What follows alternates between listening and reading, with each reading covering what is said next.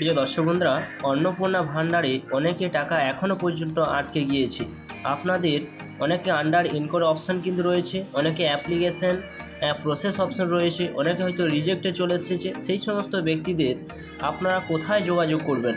আপনারা কিন্তু বিভিন্ন জায়গায় কিন্তু যাচ্ছেন, সেখানে গিয়ে আপনাদের কোনো কিছু সমাধান কিন্তু আপনারা পাচ্ছেন না। আজকে আপনাদের দেখাবো যে কিভাবে কোথায় যোগাযোগ করলে আপনার সেই সমাধানটা মিলবে।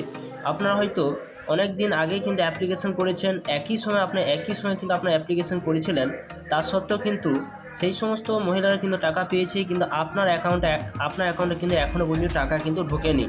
কিন্তু আপনার অনেক জায়গায় ছোটাছুটি করা সত্ত্বেও কোনো সমাধান কিন্তু আপনার মিলছে না। তো চলুন সম্পূর্ণ জানবো ভিডিওর মাধ্যমে কোথায় কিভাবে যোগাযোগ আপনারা করবেন। আপনারা সম্পূর্ণ ভিডিও দেখতে থাকুন, চ্যানেলটা সাবস্ক্রাইব করে রাখবেন এবং পাশে থাকা বেল আইকনটি অবশ্যই আপনারা প্রেস করে রাখবেন। তো চলুন বন্ধুরা, সম্পূর্ণ ভিডিওটা শুরু করা যাক। এটা বলা হয়েছে যে অন্নপূর্ণা যোজনায় টাকা এখনও ঢোকেনি, কোথায় যোগাযোগ করবেন?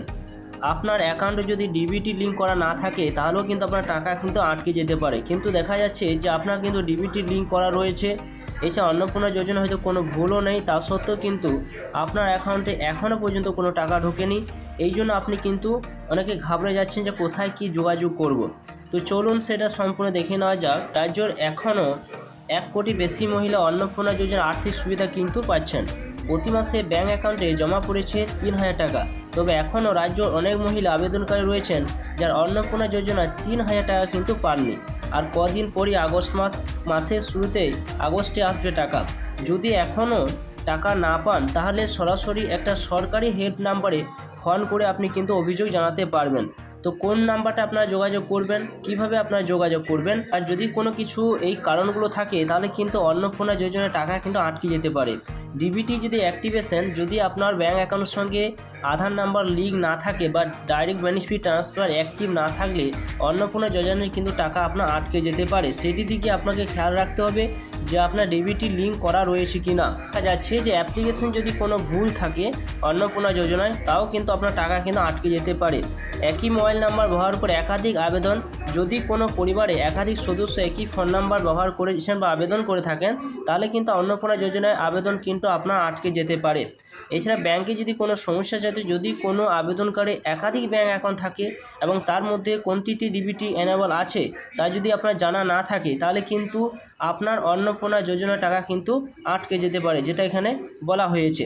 এছাড়া দেখুন, অন্নপূর্ণা যোজনায় যদি আপনার টাকা ধরুন আটকে গিয়েছে, এছাড়া আপনার কোনো কিছু ভুলও নেই, তা সত্ত্বেও কিন্তু আপনি টাকা পাচ্ছেন না, একটা হেল্প নাম্বার কিন্তু এখানে দেওয়া হয়েছে। যে হেল্প নাম্বারে বলা হয়েছে, দেখুন যে অন্নপূর্ণা যোজনায় হেল্প নাম্বার যে নাম্বারটা চালু করা হয়েছে 1800345555, এই নাম্বারে কিন্তু আপনাকে কল করতে হবে। এরপর আপনাকে সমস্ত কিছু ডিটেলস কিন্তু তাদের সামনে তুলে ধরতে হবে যে কেন আপনি টাকা পাননি, আপনার সমস্ত কিছু ঠিক থাকা সত্ত্বেও আপনার অ্যাকাউন্টে এখনও পর্যন্ত অন্নপূর্ণা যোজনায় টাকা ঢুকলো না।